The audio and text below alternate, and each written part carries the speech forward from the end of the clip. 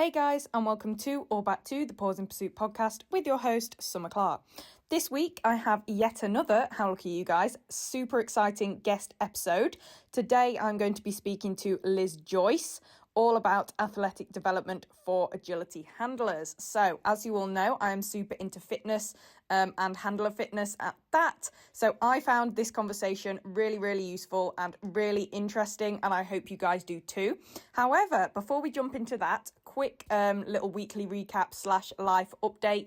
Not too much has been going on this past week. However, we did get some very exciting news, and if you follow me on social media, you will know what that is. But Arrow and I have been selected to represent Agility Team GB at the European Open Championships in both team and individual. Woohoo! So that will be taking place in July in France. So yeah, incredible times. Again, after another setback that we had to come back from over winter, I really couldn't be proud of us for getting ourselves to this point, back to fighting fitness, and, you know, Team GB worthy for another year, third year running now, which is amazing. And yeah, Arrow is just, I'm so proud of him. I'm just so proud of him and us as a partnership.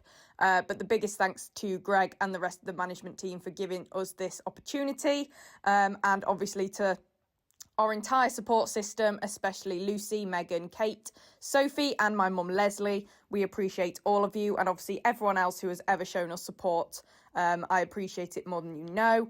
But now it is time to keep putting in that work and get ready to go to France in literally 4 months. And that is going to come round in the blink of an eye. I can already tell that's just going to come. So yeah. That's what's the news we've had in the past week. But apart from that, nothing much else going on. So without further ado, let's jump straight into my conversation with Liz. The first thing that I always ask my podcast guests is just to quickly introduce yourself. So who are you in agility, outside of agility, and your business, stuff like that?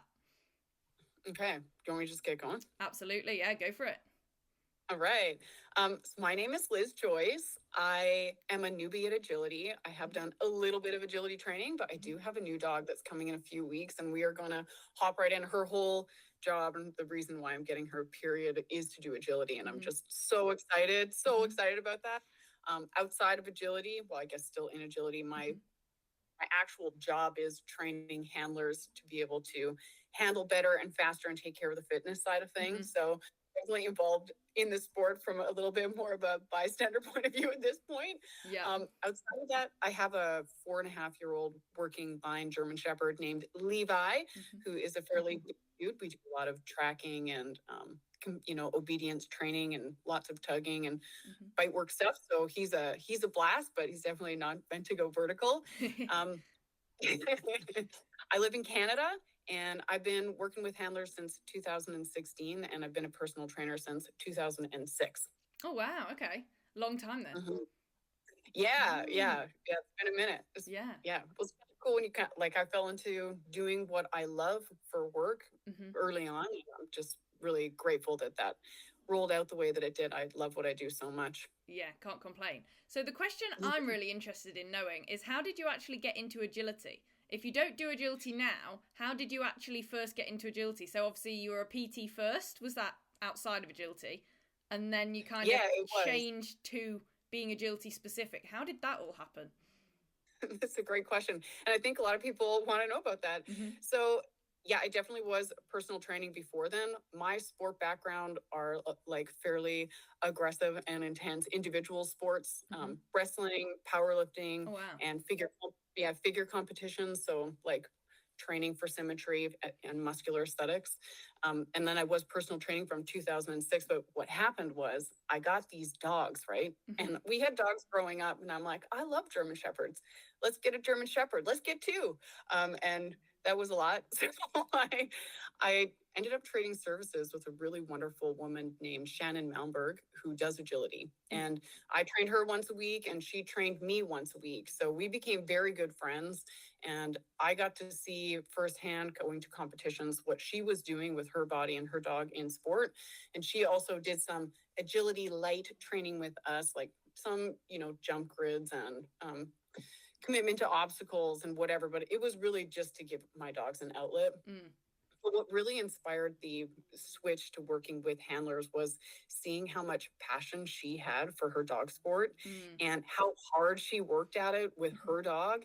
And I Mm. started to meet her friends too, who also were working just so hard. And I found that the whole population, everybody that I was meeting, spent almost all of their time working and worrying about their dogs' meals down to the grams of food that they were Mhm. eating, the Mhm. exercise that they were having, and the types of cool down and warm up, and the heated blankets and the magnet coats, and on and on and on. And then all of these, and they were all women, all these women would, not take very good care of themselves. And it was Mhm. such a disappointing thing, honestly, to like for them to tell me about.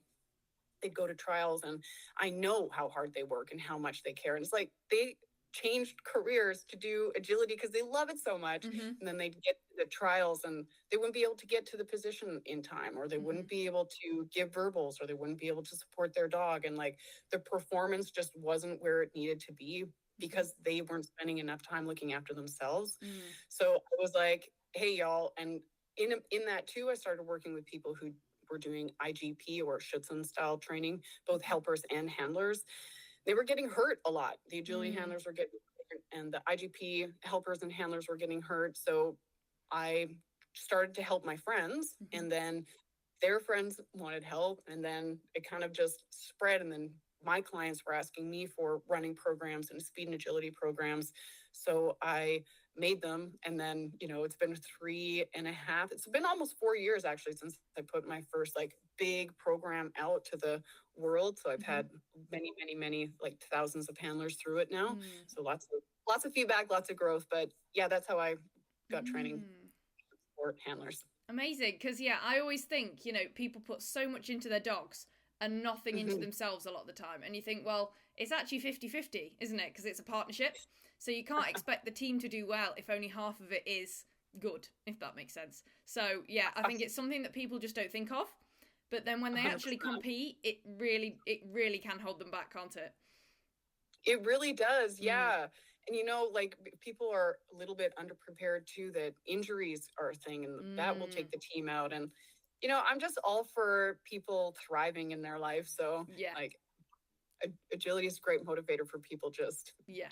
you know, elevating Absolutely. everything. I Yeah. completely agree. Amazing. Yeah. So then, the first question that someone wants to know is how did you get into canine handler fitness? We've already mentioned that bit. But the other half is, why do agility handlers need their own kind of training? So by own kind of training, I'm guessing this is like, not just going out and running with the dog, specific training outside of the sport. Well, agility handlers have kind of specific needs. Mm. They running is always done on one leg at a time. So there's a lot of single-legged balance. I actually have my own podcast too, and Mm-hmm. I go through all that kind of stuff. Like what kinds of things are specific for agility handlers in terms of core training. Like a lot of core training is done in planking or doing sit-ups, but running and handling is done a lot upright. And if Mm. you're like wanting to handle and run well when you're upright and be aligned and balanced, be able to produce as much force as possible, Mm-hmm. to kind of think about the demands and the movements that you're going to be doing in sport, and then do them in the gym and prepare in a safer, more stable environment. Mm.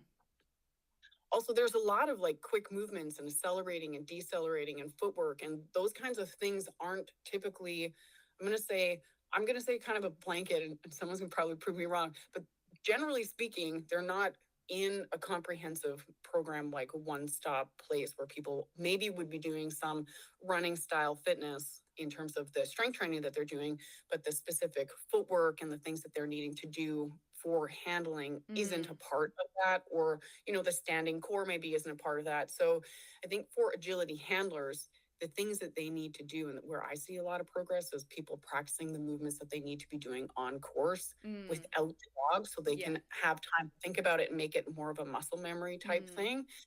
But that is why I think Mm. people tend to use a lot of general fitness programming and then find that the conditioning that they're building just is a little bit lackluster for what they Mm. specifically need on course. Yeah, definitely. No, I agree. And when we're actually running our dogs, we're pretty much just thinking about the dogs, aren't we? not what we're doing physically. So yeah, having that time away from the dogs where we can really think through what movements we're doing and how will make it easier when we're then on course and we're not thinking about ourselves. I'm sure too, like the students that you have, I'm sure you see a huge improvement when they get to walk the course or do handling maneuvers without their dog, and then they bring the dog in. It's like adding a layer of complexity to the situation. Yeah. It's like, let's dial in this first layer and then we'll bring the crazy fur monster out and like see where we're at. Yeah, well, that's why we have to walk the course, isn't it? Because we do need to practice without the dog. So the exact same thing goes for fitness, doesn't it? Exactly, yeah. No, so true. So what are the biggest physical challenges that you see agility handlers dealing with then in your work? The first thing that I think where I see people see the most progress is when they start to develop a little bit more strength, especially like in the hips and the legs.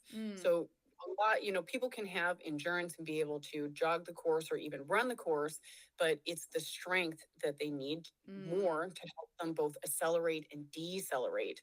The acceleration is a huge part of it, and deceleration too. Like agility is definitely not a track event. You're never running. Well, you will be running for very short distances in a straight line, but it's very stop and go sport. So strength training helps so much in giving you the stability. Like if you're not running and training on loose surfaces and then you go trial on loose surfaces, how can you train for that? Well, the thing that you would do is get stronger and kind of over prepare for the environments that you might be coming into. So strength is definitely the thing that I see the most. And a difficulty accelerating is also a thing. People can get, feeling really fast when they're actually moving, but it's the going from a standstill that's really hard. Yeah.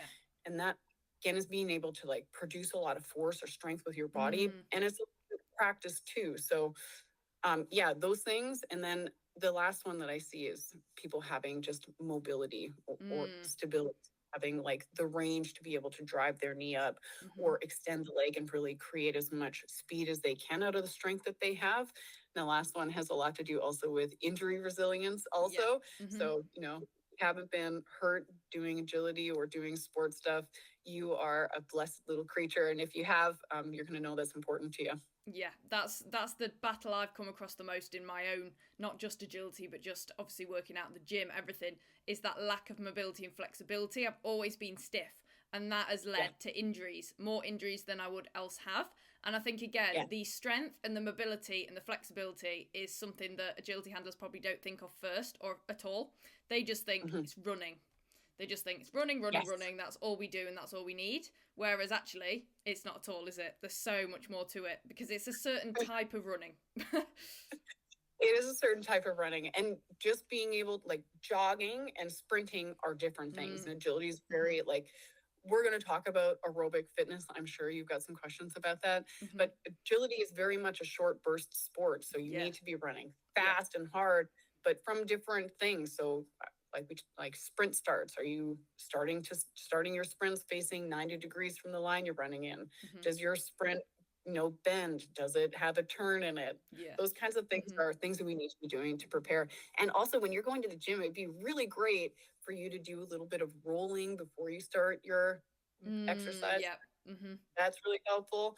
And also, just thinking about making bigger movements when you're actually strength training. So like stepping up off of the slightly higher step and just building that mobility range will help that stick a little bit better for you too.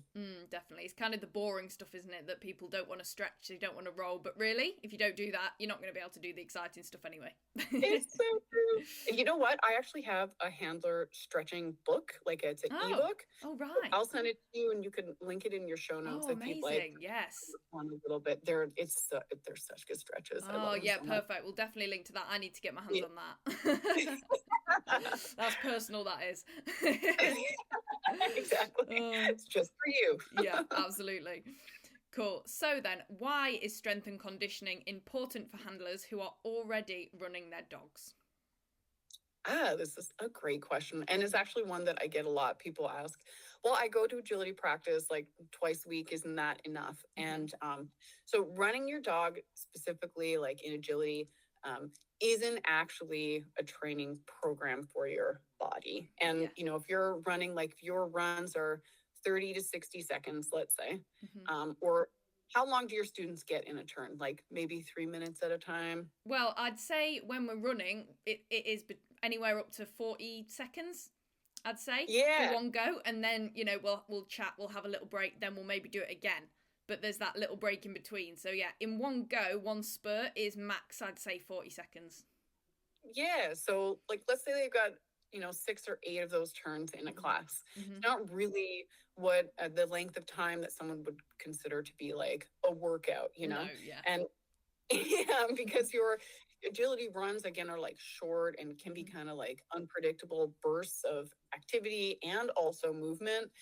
It's just not enough volume to build the aerobic or anaerobic conditioning, like and you know what? People get stuck up on aerobic or anaerobics, just cardiovascular conditioning. It's not enough to build, the engine. And also it definitely isn't enough exposure to build the strength to make movement forward.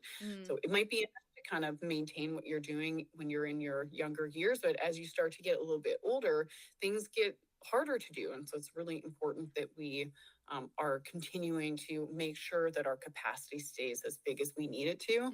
And that's where strength and conditioning will fill in those gaps. Like I love agility for the fact that it's a very social sport and you get to move around and it's so interactive and amazing.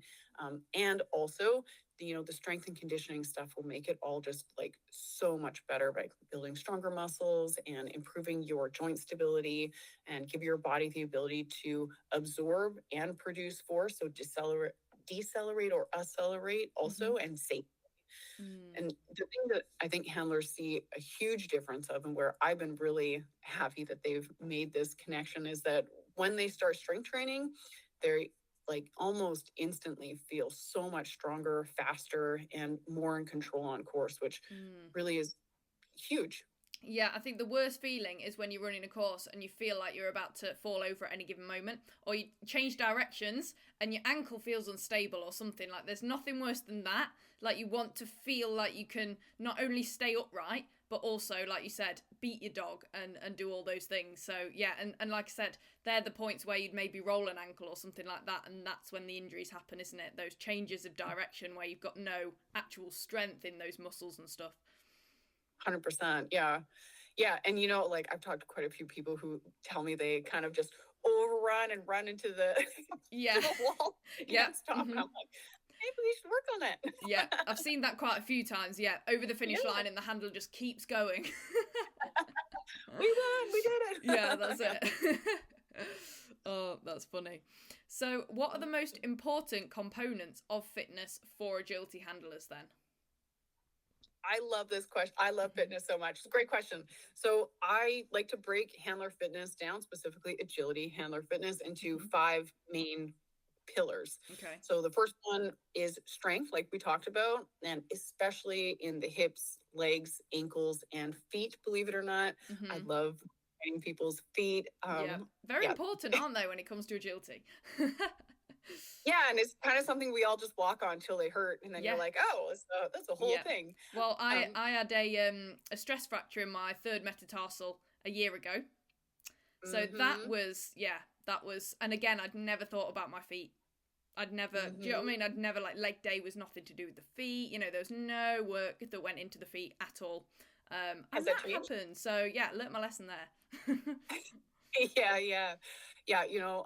I've learned those lessons too, but like I'm happy that, well, I'm not happy that happened, but I'm also happy that you're thinking about it more now. So absolutely. Yeah. Yeah. The silver lining. The second pillar that I think about is building acceleration and the speed, because, your sport is fundamentally a sprinting sport and we need to get to speed as fast as possible. So make sure that like the programs that I build work on components of acceleration in a very short and like specific space. So like 10 meters, let's get to your top speed in a very short amount of time. I also build in deceleration as a part of my sprints and then vary the length. So we work specifically on let's build your top speed and then let's build endurance as long as your form will kind of hold up. So that's something that's really important. The third, which we've already talked about, is mobility, which will help them like reach the positions that they need to get to safely, efficiently, and also help expand their sprinting form. I think people get like injured a lot when their body reaches their end of range of motion, and they just don't have anymore. So it's good to kind of over prepare. The fourth thing that I think about is core stability. This helps people transfer power and also protect their spine when they're turning, rotating, and sprinting. And the fifth is aerobic or cardiovascular conditioning, which gives people the base to recover between runs and also helps them have more energy for long trial days, because being fatigued physically or mentally can make decision making a little bit harder. So those are things I like to help people do so their overall quality of life. And I know that sounds like a lot, but I also just want to say that if a program or workouts are built well, you can accomplish strength, mobility, core stability, and cardiovascular conditioning all in one go without needing to have separate days or have it all, complicate things. Like you can do a strength training workout that's designed really well for what you need, that covers all four of those things, and then you're going to go do some sprints on a different day. So it sounds like a lot. Those are the components that you want to do. Yeah, I think as well, knowing that even if it sounds like a lot, it doesn't have to be, it doesn't have to be excessive. It doesn't have to take all your time, and you can fit things in too. Because a lot of agility people, we're competing both days of the weekend. We're probably training once in a week. So a lot of people probably think, well, I can't fit anything else in. But actually, if you structured it properly, it's very doable. Yeah. And that's where obviously having a coach, having a professional to do that for you is really important, because, otherwise you just think, I can't fit it all in. It's so true. Yeah. And that's one thing too that I've noticed, and what's different about working with handlers versus the main population. Like I work with, previous to working with handlers, I've worked I've worked with all kinds of different people, but lots of people that had little kids and also very busy careers. And I'd say handlers on average have maybe the least amount of free time. So I agree. Making sure those workouts are short enough that they can fit them in, but long enough that, so I kind of aim to have my workouts for my clients be 15 to 30 minutes. Oh, wow. Yeah. See, 15 minutes, and just knowing that you can get a solid workout in 15, 20 minutes is really powerful, because I think a lot of people think, oh, you have to go to the gym for an hour and a half in a day and stuff like that. But it's quality, not quantity, isn't it? With everything, this included. Yeah, it really is. Yep. Cool. So what are the most important strength exercises for agility handlers then? So you said how important strength is, but what should we actually be doing? What do we need to do? That's a good question. I'm a big believer in doing simple exercises really well. So squats and lunges are incredibly valuable because they build strength again through the hips and the legs, which are those big engines that we need for running. Single-legged exercises are also really important because agility is largely a single-leg sport. Running is always a single-leg sport. And I'd say that decelerating usually is done one leg at a time, as well as accelerating. So that is really important. And then I also really like exercises that train control and deceleration, which can look like split squats or a lunge position where you're really thinking about using muscles as you lower. And also, instead of step ups, thinking about a step down, where again, you're taking 3 even to 5 seconds as you're coming down. So really training the brakes in your body. In agility, the ability to stop safely is just as important as the ability to run fast. Definitely. Yeah. Can't have one without the other. No, you cannot. Yeah, no, that is very true. So lots of squats and lunges, ideally. And step ups, actually. Yes. Step ups are, I would say, actually step ups. I really like to have step ups and lunges in with drawing your knee up. So it teaches people to have that follow through and build that stability as they come up. So if y'all are in the gym, add those. They're great. And interesting you say about the importance of the coming down part of it as well. Because often I think people might think, oh, it's all about the lifting part of it. But it's controlling the coming down is just as important. It is. And also every single running stride has a braking phase and then a pushing forward phase. So if you don't have the strength to brake well, it exhausts you. It's way more tiring. So it's fantastic for people having more conditioning. It shows up as things just feeling so much easier. Even cardiovascular wise, it's just so much easier. Is it important to train the upper body as well, strength wise? It is, yes, for sure. Mm-hmm. And the lower body is where I would put more of that work. But Yeah. yeah, for sure it is. It's like the arms when you're running are always going to face to the legs and vice versa. And the more you can really produce force with your upper body, the more your legs are going to match pace. So that can really be helpful. And also, we don't just run as agility handlers, we also carry heavy stuff, you know? Oh my god, yes. Yeah, like Mm-hmm. all the equipment and all the Mm-hmm. dog food and the crates and the big, like it's a Yeah. lot. So again, thinking about just how we were talking about braking, if you're not able to really brake well, how it's tiring. If you're not able to lift well, it's going to zap a lot of energy. So it's important from that angle too. And I know it's about handling, but I also know a lot of people like to have a little bit of arm tone when they're wearing their tank tops, and like I'm here for Absolutely. that too. Are there any specific upper body exercises that you'd recommend for agility or just general kind of strengthening? Yeah, there are for sure. Any kind of rowing exercise is really good. So think about things that are going to help your arms move well in a sprinting motion. Rowing, band rows, cable rows, those kinds of things for your back are really good. Shoulder exercises also, side raises, front raises, overhead presses, and like push-ups or chest press. Like again, doesn't need to be complicated, but we do want to be doing things consistently. We just want to build stuff around the shoulders that are going to help you kind of lift things up and hold them and carry stuff around. So don't neglect the upper body. Moral of the story. No, do not. Yeah, don't do it. Don't do it. Cool. So many handlers then say that they're fast once they're moving, but they struggle to accelerate or change direction. Why does this happen? And how then can they improve it? Ooh, good question. Accelerating is, I think the biggest thing to help with people accelerating is to just practice accelerating, honestly. So Okay. how I like to set it up with people in my programs, I have an endurance course that's like, I think there's like 25 different levels to it now. So Oh, it's wow. like really exciting. Yeah. You can go deep Yeah, I then. break it down. I do, yeah. Yeah. Well, a lot of people, I don't know if you've noticed, but there's a lot of knee braces at agility trials. So Yeah. I have like a whole knee-friendly program and then a beginner and then an intermediate, and I'm building out the advanced one now. So anyhow, I like to do in their sprints, and I'm telling you this because I think it's good for people to have this as a bit of a knowledge base, is that I like set cones out. So we're going to run from here. Let's say we're running a 50-meter sprint.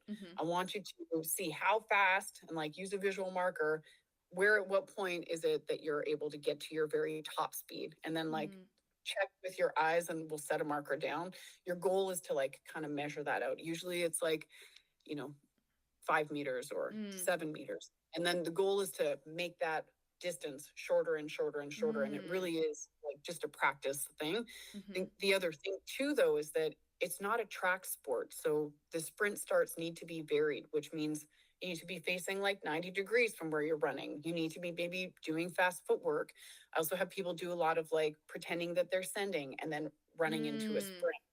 So the sprint, like the acceleration is a thing, but the moving into acceleration from different, positions is also really kind of a skill set to learn.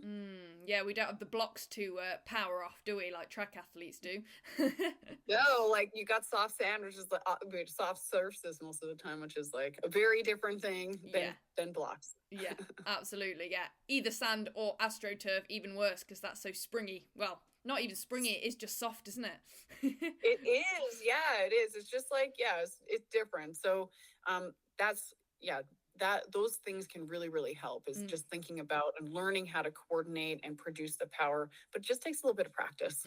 Because I'm one of those people, like I'm quite fast when I'm going. Like if I'm running down the dog walk next to my dog, super fast. But if I'm going from nothing, that's when he's like, oh, fine, I can go straight away. But I'm like, oh no, I need to take a few more seconds. So that's good to know. Yeah, and that's something that I work with my clients a lot on is like, how do we build that first little bit? So it's a lot of thinking about knee drive. Like the first 3 steps is just all about powering forward, and then people kind of come up and then really start running. But I think it was like coned, like the markers they have to be in a specific distance to reach their top speed is really helpful. But also, y'all, vary your sprint starts so that you're prepped when you're on course. It's not like, Oh, your body, if your body only knows how to run fast or get to speed when it's facing forward and you're in a sprinting position, anything else is going to feel like foreign. And we want to be building physical literacy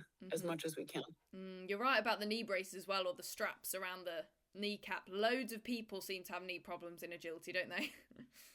Yeah, they do. Yeah. Can be fixed. Sometimes, but even if it can't, like even if surgery is something that's coming up, we can always be doing strengthening exercises and making your body prepared for the things that you're asking of it. And anyways, hopefully most of the time they can get fixed, because that'd be awesome. Absolutely. Cool. So are zone 2 cardio workouts useful for agility handlers?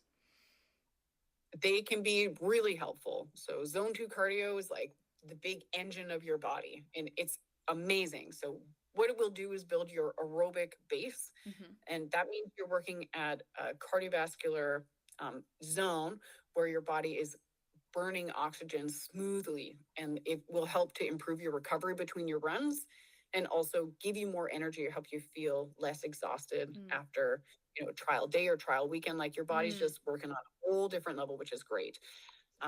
And I also want to say that for a lot of people, zone 2 cardio is achievable at like a brisk walk, especially if they're choosing places that have hills. So I think people think about, again, how am I going to fit all of this in? Zone 2 cardio for a lot of us can be done while we're dog walking if we're intentional with it, So it is important. And it can't be the only thing, because your sport is short bursts of, short bursts of sprinting and speed. So it is really important, but it definitely shouldn't be the only thing, but a mix of the two things is great. So for anyone who doesn't know, the zone 2 cardio is kind of that slower pace, but you're doing it for longer, isn't it? Instead of like quick, short bursts. I'm so sorry. I should have explained that. Yes, you're right. When you're thinking about zone 2 cardio, you can definitely use a heart rate strap and check in on what your specific heart rate is doing.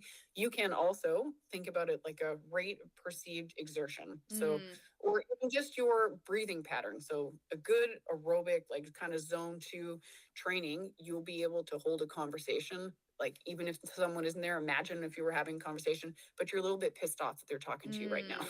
Yeah, you're a little bit out of breath, but you can carry on. Yeah, a little bit like, why are you asking me about gardening right now? I'm trying to work. I'll answer you in short little bursts, but like, you need to stop talking to me soon. So you want to be able to breathe primarily through your nose, but you can also like start to need to breathe through your mouth a little bit, but primarily kind of through your nose, and you can have a conversation, but it's a little annoying that you're having one. Yeah, that is a great way to think about it. I like that. Okay, so why do so many handlers get injured when they start working out? So they may have been doing agility for a while, but then they start doing extra stuff in the gym and then they get injured. So most of the time, it's not that exercise in and of itself is a dangerous thing, but it's just that people jump too far ahead too quickly. So what happens when you start training, especially like in the gym or following programs, is like your muscles get stronger first, and then your ligaments and your tendons get stronger later, like months later. People, when their muscular strength isn't quite what the demands that they need for the activities that they're doing, the ligaments and the tendons and the fascia take up the slack because they're like a more taut structure, which is when people end up with a lot of the itis injury, tendonitis in my knee, fasciitis in my foot, those kinds of things. So it's just that people are like going a little too far ahead of where their body is prepared to do. And a lot of fitness programs assume that people have the strength foundation and also assume that people have the physical literacy foundation to be able to do exercises. A lot of general fitness programs are built by people who do fitness for themselves. They're fitness people, not thinking, and the programs are built for them, and they're not really built for people who aren't at that level. So people hop into like, someone who's been training for 15 or 20 years and they've been doing sports competitively. Now they're selling workout programs that are built for people at their level of fitness without thinking about where other people are at. And it's that mix match that's quite dangerous, for people. They end up skipping those important foundations, don't they? Yeah, it's the foundation stuff. It's also like gradually building the ask, like thinking about training your body like you would train your dog. If you're training your dog for agility and they've never done agility before, it'd be like running it's the same as taking a dog who's never done agility before, but maybe you have, and you take the dog out and you go, we're going to Yes, do yeah. an international course today. And the dog's like, I just can't, Yeah, like yeah. it's just, Yeah, no, that's a good analogy. Yeah, makes sense. yeah. And, so the smarter approach is to build some strength first and then add speed and power development later. Yes, no, that makes absolute sense. Slow and steady, don't get too excited. Yeah, chill Again, out. And yeah. also, I want to say too that those like that foundation stuff that we're talking about, which can feel, I'm sure, to a lot of people like they're not going to get the results that they want, or they're not going to get any faster if they're not, doing hard sprints. Like that is so not true, Yeah. like at all. People see huge progress, and also they don't get hurt, which is so important. It doesn't have to be all or nothing, does it? No, it doesn't. No. And also there's many ways to get to a goal. And like just because you need to sprint fast doesn't mean that should be the only thing that you're doing, and that's not the only way to get fast. 100%. Okay, so do handlers need a gym membership or trainer in order to make progress then? This is a great question. And no, they do not. I think people and the people that I work with, they're all home-based programs. So you can make a huge amount of progress with a really small amount of equipment, like dumbbells, some resistance bands, even some body weight exercises are good. But the equipment isn't the thing that matters the most. The most important thing is the consistency and like programming. So short and focused workouts done regularly will beat occasional intense workouts every single time. And in terms of having a trainer, I mean, you definitely don't need to have a trainer. No, I think you don't need to do that. And I'd also say that there's a huge amount of value in having somebody who does that one thing. Like it is all I think and do all day long. It's my passion. I love it so much. And it's the same as kind of hiring somebody like you to help me with agility. Like I probably could figure some things out by watching YouTube tutorials and following some random things, but it's not the same as like having somebody who's experienced to kind of take you through the motions of it. So it is helpful to have somebody who designs things for you to follow, but you definitely don't need that. And if that feels like a barrier, like the most important thing is that people just start and get going. Yeah, because I think that's a huge barrier, isn't it? When people think, oh, gym membership's this amount a month, and then a trainer's like even more a month, and then they just start telling themselves it's not for them, they can't afford it or whatever. But really, they can do, anything's better than nothing. It's that kind of approach, isn't it? 100%. Yeah. And I think there's a lot of big feelings that can come up with gyms too. Like, Yeah. it's just, yeah. So, I think about those kinds of things too. How can that be? And it should be accessible physically, but financially also. Yeah, no, exactly. I'm assuming people need to be careful though if they are going to just do it themselves without a trainer or a gym membership or anything like that, what they see on the internet or research on the internet. Because there's so much on the internet, which probably includes unreliable sources as well. So it's making sure that you're doing the right thing for you, isn't it? It is, yeah. And I would, if you're not wanting to follow like a program, I would say start small and go slow. Yeah, absolutely. Yeah. Motto of the day. There you go. Yeah, exactly. Amazing. So if someone is brand new to fitness but wants to improve their agility performance, where should they start? Because I think, again, before you started something can seem very overwhelming and you can just put it off because you don't know what to do. So what is that first step to take? I think, again, thinking about starting small and keeping it simple, because consistency is the most important thing. You want to be doing things that you can form a habit around. So if it feels too cumbersome to join a gym and go to a gym, choose something that is going to be more accessible to you. 2 or 3 short strength training sessions a week will make a massive difference. And you want to be focusing again on strength in your hips and your legs, your calves and your ankles, improving your core strength and stability, and then gradually adding some light running or even some sprint work. But the most important thing is consistency. Yeah, and it's what you can do is what you enjoy doing as well. Like there's no point doing something you absolutely hate.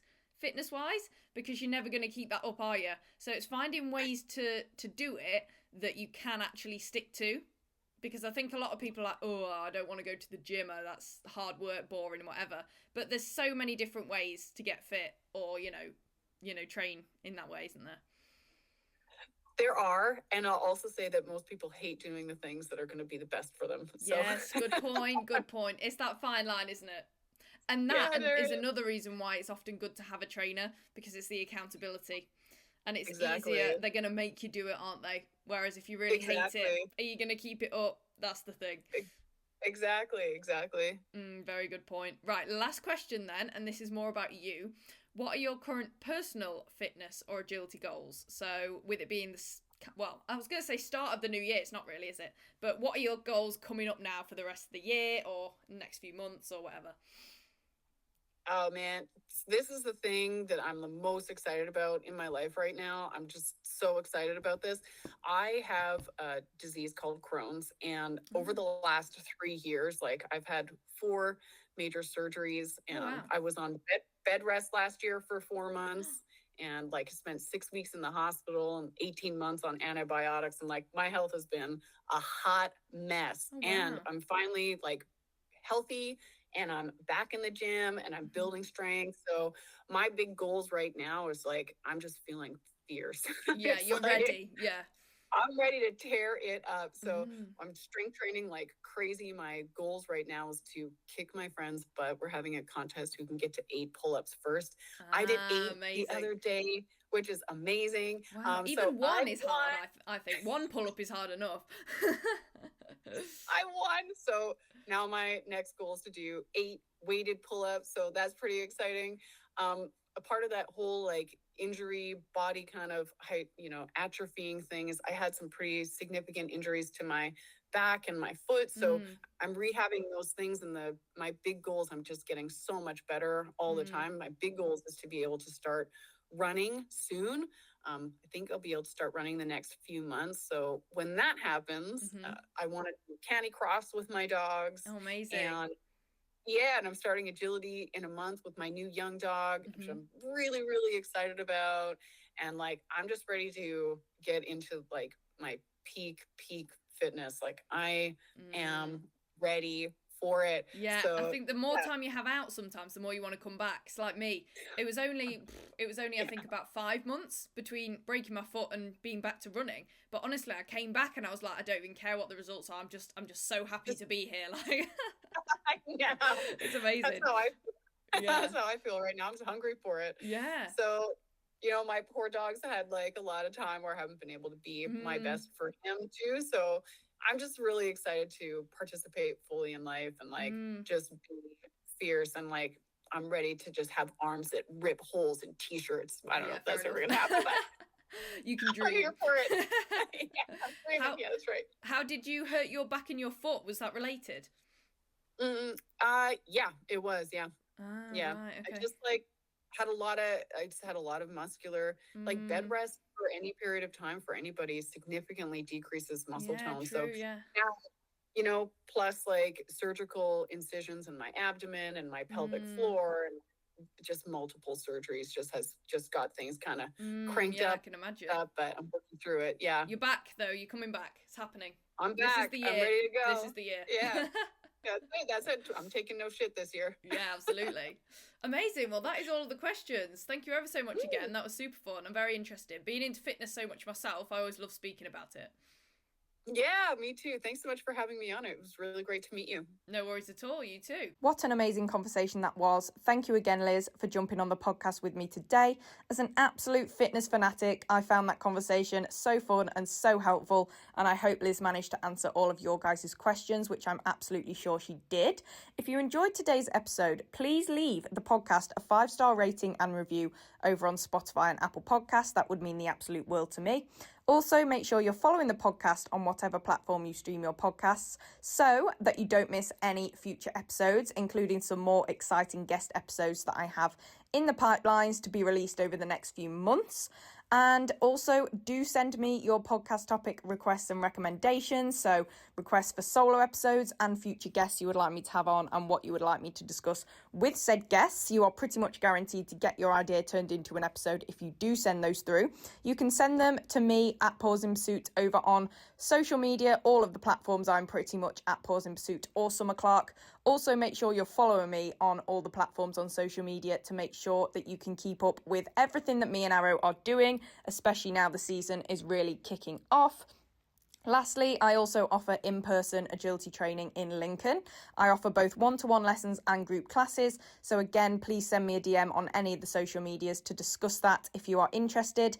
I'm really flexible with one-to-ones if you'd like that. And then I can also send you through any classes that still have spaces and we can discuss dates and availability and stuff like that. So please do get in touch. I would love to help you guys achieve your agility goals this season. Now the season's really kicking off.